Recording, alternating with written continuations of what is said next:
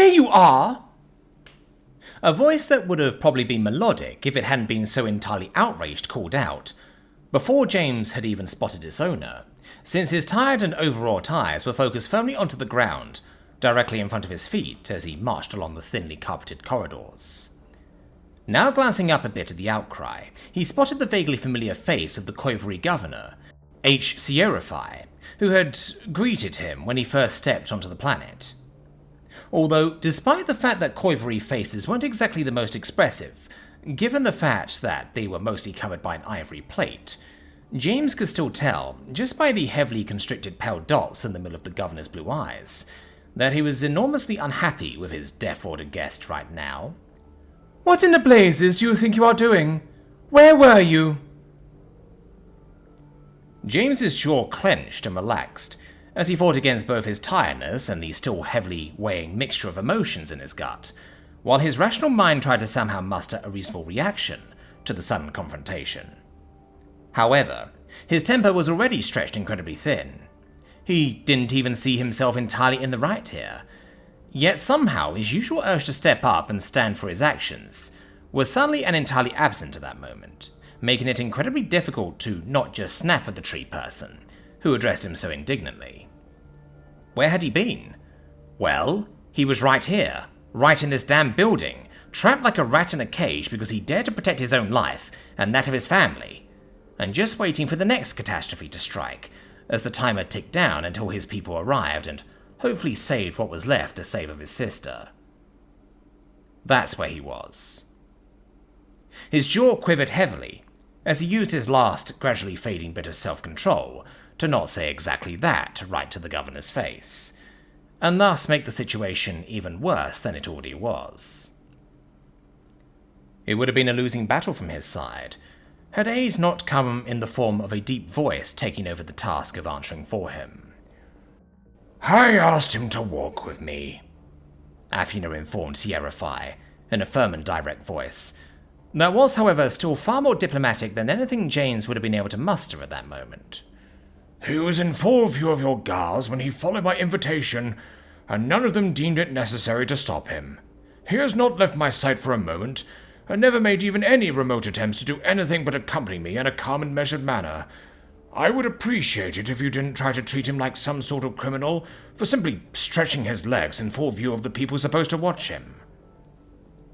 This doesn't make us friends, James thought to himself in annoyance, not quite managing to even pretend that he could muster any thankfulness for the old man's assistance. However, for the first time it seemed like someone other than James wasn't going to immediately bow to the living legend's authority, as the Scifi released a highly irritated rattling sound while he built himself up to his full height. His split feet stepped into a wide stance, and many of his whip-like arms lifted to make himself appear larger in a wing-like spread. "Stretch his legs?" he asked in outrage, presenting his ivory armor in its full glory as he pushed his chest out while the dots in his eyes constricted even further, rendering them almost invisible by the end. "Stretch his legs? Do you think me a fool, Athena?"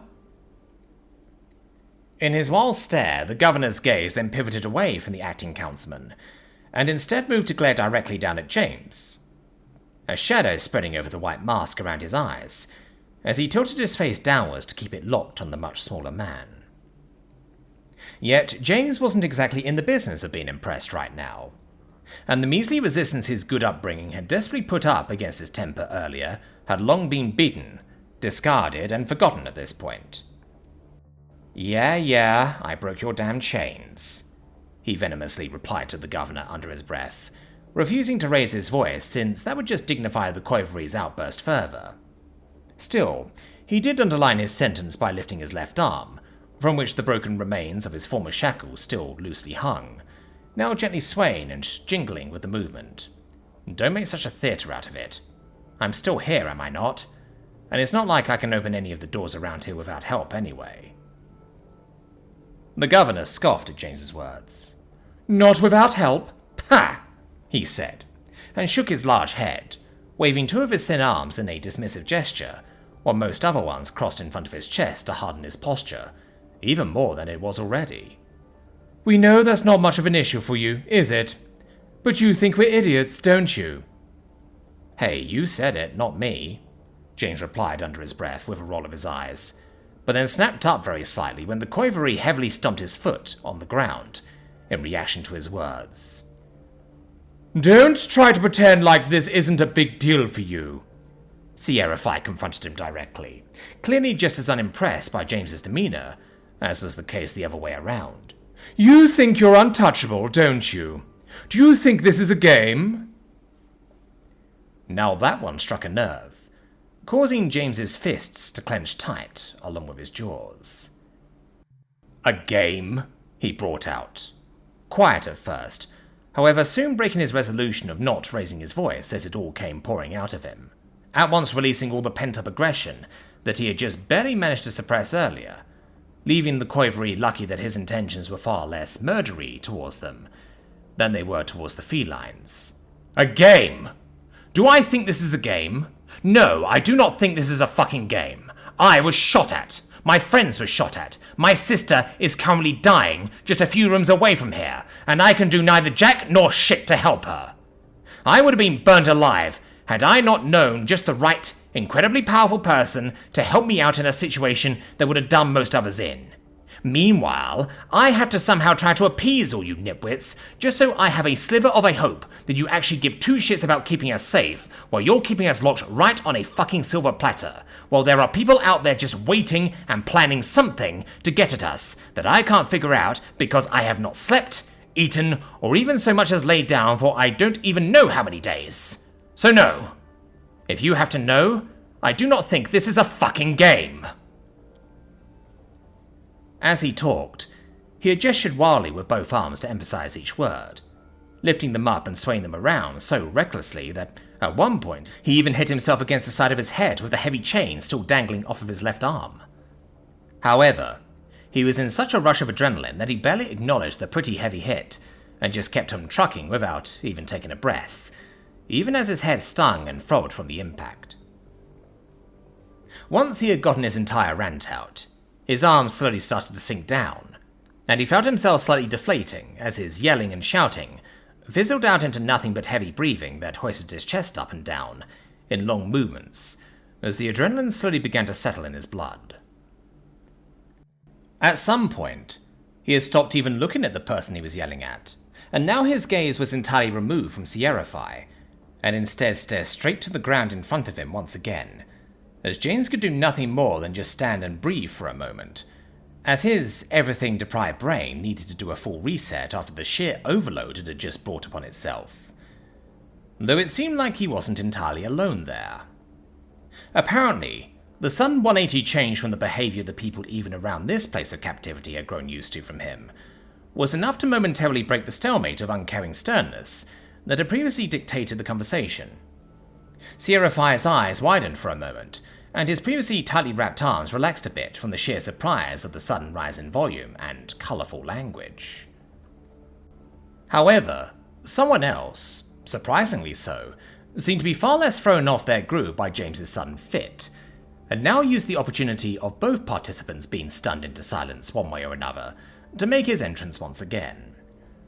As I said, Sci-fi, James by no means simply decided to ignore the rules set by this place, Athena explained, now far more emphatically than he had attempted earlier. Admittedly, his chains were already broken when I got here, but I'm sure if you give him a chance, he will have a good explanation for that as well. He certainly hasn't given me any indication that he has any intention to cause unnecessary complications during his confinement to this place. As he spoke, Athena gently extended one of his short-clawed hands, almost as if reaching it out to Sci-fi as a gesture of goodwill.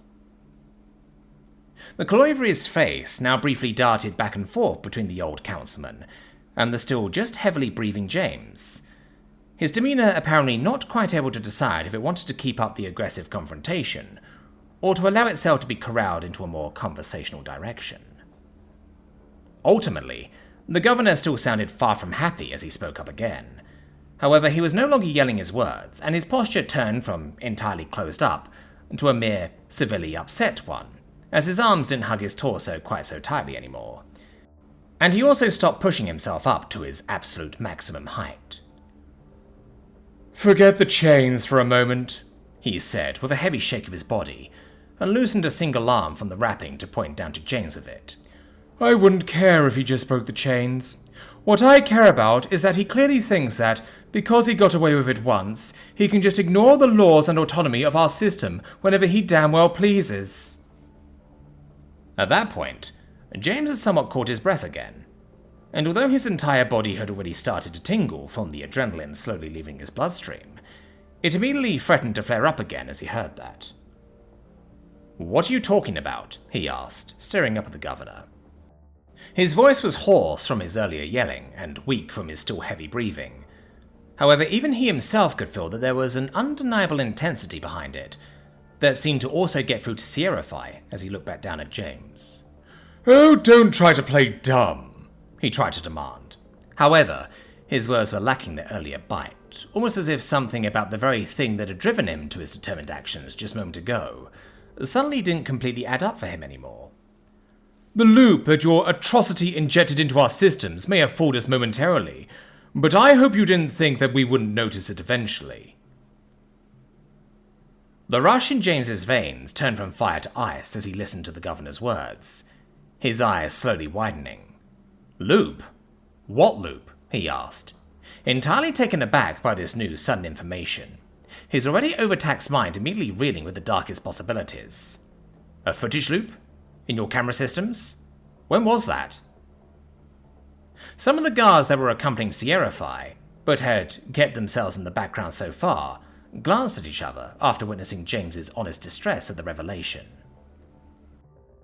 Sci-fi himself, however, seemed to still feel the need to hold on to his animosity-born suspicions, as he repeated his pattern of trying to dismiss James's presumed attempts at playing dumb. "Oh, come on! You of all people!" he began to say, was then however interrupted by a much more powerful voice that spoke right over him in a vigorous manner. "Just tell us when, Governor!" Athena harshly demanded of Sci-fi, actually causing the Coivory to flinch back for a moment. His focus intensified by the stress filling his veins. James could see the nearly invisible membranes that formed the man's eyelids blink a couple of times as he processes the acting councilman's order. Ultimately, he made a displeased humming sound. "Last night." He still complied with the command, even if he clearly wasn't happy about it. "Just before the first hour of the day." "And you think I did that?" It came out of James before he could even attempt to put up any resistance against it. "I was in my sister's hostel room, fucking praying that nothing's going to happen to her." "And I'm supposed to believe that?" Sci-fi replied, immediately snapping back into his earlier sternness now that James was seemingly challenging him. "Quite handy for you that there is no footage to disprove that now, isn't there?" "What possible reason would I have to lie about that?" James asked, his voice a mixture of argument and desperation at the sheer senselessness of it all. Sci-fi just released another hum. "Well, I don't know. But whatever it was, you clearly didn't want us to see it, so it couldn't have been anything good," he stated categorically. "People may have been willing to forgive you when you could still claim your life was on the line, but hacking our systems simply to go on an unseen adventure? This isn't something that even the law of undenied candidacy can protect you from." The governor seemed pretty smug about his statement for a moment, but then immediately recoiled in shock as James didn't at all give him the reaction that he had expected. Instead of defending himself, trying to argue or just saying anything at all, James had simply begun to slowly stumble forward, moving towards Sci-fi in a clumsy but steady fashion, with his arms extended in the governor's direction. Reacting as if a rabid beast was about to charge him, Sci-fi stumbled back a step, not even managing to lift his arms in defense in front of his chest, even if that was way too high to even be reached by James in the first place. Hey, stop immediately!" The guards behind the man yelled out, and lifted their weapons, training their barrels onto James as he kept moving towards the governor without any signs of stopping. "I'm warning you!" But James didn't heed the warning, and he kept advancing step after clumsy step. There wasn't that much distance between him and the governor, yet still it felt like an eternity was passing, while he slowly crossed it in his almost zombie-like motion. All the while Scifi seemingly forgot how to walk backwards, and simply stared at the approaching human in horror. "I said freeze!" the Quivery guard yelled out, and threateningly thrust his rifle forwards in an attempt to get the human's attention. "For the love of the stars, do not shoot!" Athena intensely urged them with his hands highly raised, and everything seemed to freeze as James took the last step, fully closing the gap between Scifi and himself, gently placing his hands on the governor's ivory outer shell. There was no force to his movement, no threat at all. His palms barely touched the man, not exerting any force. Not even his powerful synthetic arm exerted any pressure other than James's weight, slightly leaning against him, as the human already lost the ability to stand straight on his own. The guards were standing with their weapons steadily pointed at the Deathworlder, ready to pull the trigger the moment they saw something they didn't like. The only thing saving James at that moment, apart from Athena's insistence, was most likely just how utterly ragged and defeated he must have looked at the time, not exactly giving off the aura of someone that could pose a serious threat. Meanwhile, Scifi stared down at him with all the dignity of someone who just had feces thrown at them by a homeless person, and was now seriously hoping that it came from a dog, and not some other source. Of course, that disgust was not directed at James specifically, and was entirely focused on the mechanical appendage pressing against the governor's natural armor with bark-like texture. His eyes didn't leave the place of contact for a second, as the scene simply froze like that, nobody moving a muscle for a few long heartbeats. Then, finally, the silence was broken. "Please," James said quietly. So quietly, in fact, that after managing to tear his eyes away from the mechanical hand touching him, Scifi tilted his head a bit in obvious confusion, seemingly wondering if he had really heard it or not. Taking a deep breath, James repeated himself and continued a bit louder. "Please, for the love of whatever you think is holy, have this place searched. I don't care if you think it was me. I don't care if you search our rooms especially thoroughly. I don't care if you lock me in a dark room for the rest of the time I stay here. Just please, search this entire place for whatever has happened while the cameras weren't watching. I can't..."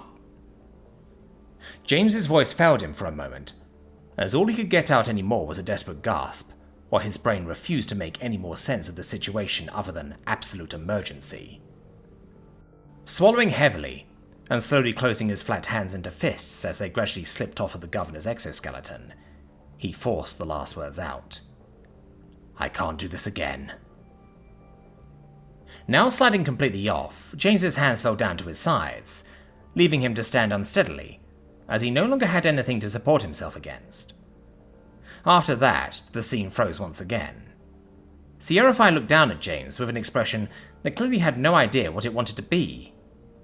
Meanwhile, the guards still had their weapons pointed at James, although they seemed far less aggressive about it now that any threat seemed to have dissipated from him. Athena just stood and quietly observed the scene with his face warped in worry. Eventually, it was one of the guards who first broke the silence again, as they slowly allowed their weapons to sink down, away from James's body. Sir?" they asked, with a look over at the governor, who still hadn't moved ever since James had stopped speaking.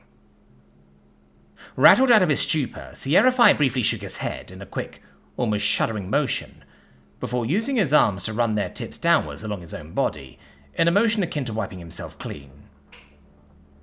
"Get me as many people as you can," he then said, once he had gotten a hold of his senses again, glancing down at James one more time, before turning his focus completely to his own guards. "Everyone on duty, everyone on call, everyone you can pull away from the couch while they sit and watch TV. I want them all. If the Realize has really infiltrated this system, I want to know it. If any of the humans or their friends have left their rooms at a time that they weren't supposed to, I want to know it. And if anyone aside of authorized personnel has otherwise attempted to meddle with this secured facility, then you better believe I want to know it. Do you understand me?" The guards stood stunned for a moment, their transparent lids blinking a couple of times, before their brain eventually fired back up and they shot into a salute. Yes, sir," they announced, before immediately hurrying away, presumably to get the order out through the proper channels. In the meantime, Scifi already turned his attention to the other guard. Without looking back in his direction, the Collovery used two of his arms to gesture towards James, as he continued his commanding tone. And you bring him to a secured room and have him watched around the clock. Got it? I don't want to see him. I don't want to hear. I want him where he won't be a danger to others, and others won't be a danger to him. Do you understand me? He deeply demanded from the guard, who quickly followed his colleague's example and moved to salute him. Yes, sir, the guard then replied, before turning to James. Come, Candidate Orwin. You will be moved to a secured room where we conduct the investigation. James hadn't reacted to what was happening so far. Despite the fact that he was seemingly getting what he asked for, he couldn't manage to summon up any joy or even hope at that fact. After the constant ups and downs of these last few days, constantly burning the candle on both ends, he had finally reached a hard limit. And so, he didn't protest in any way, as he was gently taken along by a thin, gentle arm wrapping around his organic bicep, as his new guardian clearly figured that the swaying primate wouldn't be able to make the way on his own. As he left, he just managed to hear Scifi give one last order, as the governor turned his stern gaze over to Athena. You and I are going to have a serious talk, he informed the man, in a way that didn't leave any room for argument on the matter. However, he didn't catch if the old councilman had any opinions to voice. After a brief walk that went by in a blur, James was led into a dark room that was a lot smaller than the one he and Sheeta had been locked into together, and only contained a single bed and nothing more. The door was quickly locked behind him, and without a single thought in his mind, James made his way over to the bed, simply falling onto it once he had gotten close enough. Usually, he wouldn't have been able to even close his eyes for more than a moment in a situation like this. However, eventually, there came a point when all the stress in the world couldn't keep even a human awake anymore. The only action that he was still able to take was to pull his phone out of his pockets, and in an absent-minded, near-automatic movement, he sent out one single voicemail to a number of his contacts, before his eyes finally shut as he was forcibly dragged into the land of uneasy dreams. If I die, make sure you secure the footage somehow. I don't care about the means. After James had been taken away, Scifi had waved Athena along, planning to take him to his on-site office to have a long, serious conversation about boundaries and the autonomy of individual territories to govern themselves. However, it was quite a walk to the office, including a slow elevator ride. And just before they fully made it there, their way was suddenly interrupted by the very guard that the governor had just ordered away earlier, hurrying in their direction with waving arms before stopping in front of them, entirely out of breath. You better have a good reason for being here right now, Scifi grumbled at the man, while crossing his arms and waiting for the guard to finally get enough control over his breathing so that he could explain himself. Yes, the guard replied between heavy breathing, while leaning onto his knees with four of his arms. He seemed to have really exerted himself on the way here. Just what could be so important at a time like this? Maybe the investigation would turn out to be unnecessary, because he had already figured it out. Speak, friend, Athena encouraged the guard in a milder tone, and slowly but surely the man recovered enough to find his voice. It's ships, sir. They're ships, he brought out once his breathing allowed it. Athena and Scifi both tilted their heads up in surprise. Ships? Scifi finally collected himself enough to answer after a long pause. What ships? James stirred slightly in his deep slumber, as his subconscious vaguely picked up on something happening around him. His mind and body were far too taxed to fully react to it, and he couldn't really be sure if he dreamed it or not, but for a moment, he was almost sure that he heard the door to his room open. Despite his current state, something inside him tried to stir him up and into action, knowing that whatever possibly came in there could be a serious danger. More and more he began to shift and squirm on top of the sheets, as his survival instincts tried with all their might to get his stubbornly overtaxed body into motion. However, then, suddenly, it was interrupted by a noise that pierced all throughout his limited awareness as it moved up close to him. Shh.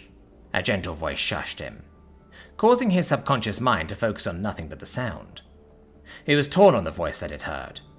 The sound was familiar and caused a mix of emotions within him. Most of them were bad, negative, and saw the intruding voice as something that they didn't want to have around them. However, none of them saw it as a threat. And despite all the negativity attached to it, it also had something that was oddly soothing. Something deep and primal that, against all laws, managed to quell his squirming, and gently allowed his mind to fully sink back into slumber. Something that spoke to a very small part of the very core of his being, as it silkenly whispered to him, "Schaft jetzt, mein Schatz." And before even his instincts knew what was happening, he was already plunged into a pleasant darkness once more. Slowly but surely, James eventually came to again, having no idea how much time had passed. As he woke, his mouth was dry and had an awful taste in it, and he was sweaty all over from sleeping in all his clothes within the hot room keeping standard temperature. However, those small discomforts almost immediately ceased to matter as he darted upright, the memory of what had happened just before he slept instantly returning to him in a flash that went by like a movie reel.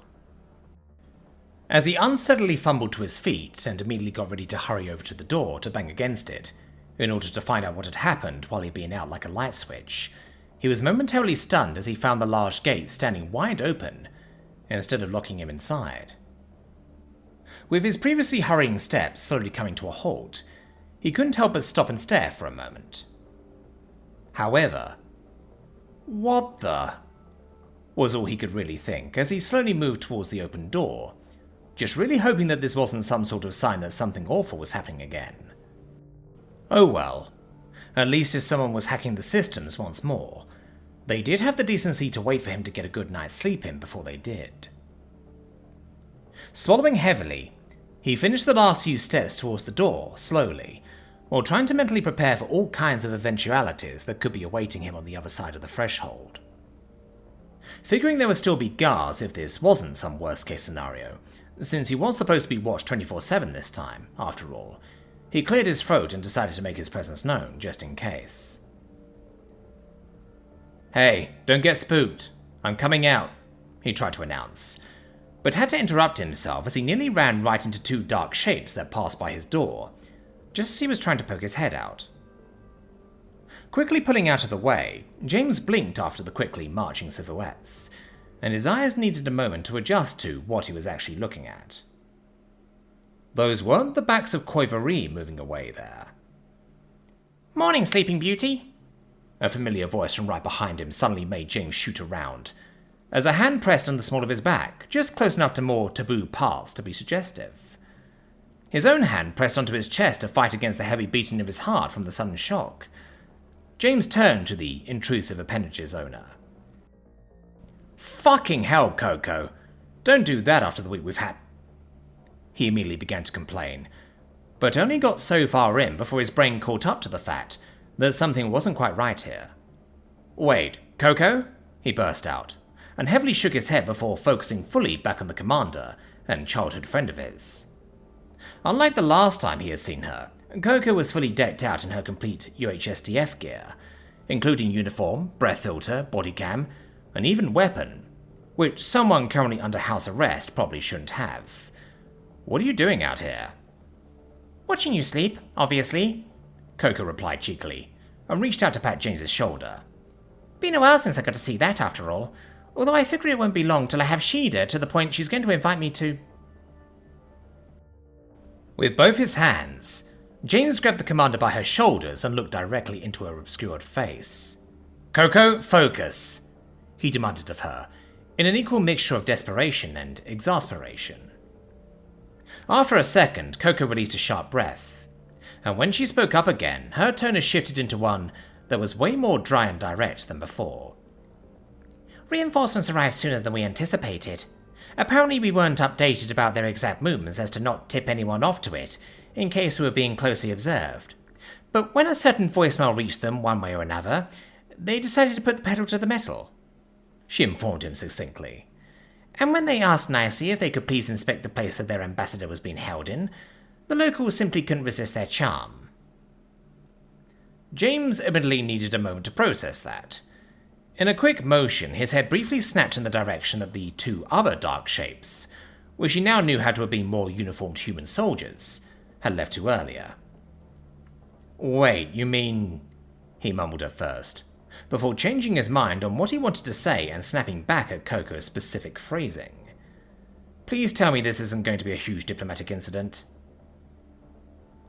Coco released a slightly amused breath and reassuringly pressed her hand onto his chest in an effort to calm him down. Don't worry, they didn't threaten anybody or anything, I promise, she assured him, as his nerves slowly but surely began to settle. Apparently it didn't even need all that much convincing in the end. From what I heard, a couple of people vouched for you, and that was enough to sway the governor's mind on the issue. We've been granted full access to work with the Coivory forces to find out what exactly is going on. Seems he is tired of his systems being invaded at the end of the day. James listened to her quietly, keeping his hands on her shoulders as he wondered for just a second if this was just a dream. However, if it was, he somehow doubted that his temple would be hurting as much as it did, so he was probably either awake or had knocked himself silly. He chose to believe in the first option here. And, therefore, he carefully dared to hope again. And Nia? He asked hesitantly, not sure what he would do if he didn't get the answer that he wished for.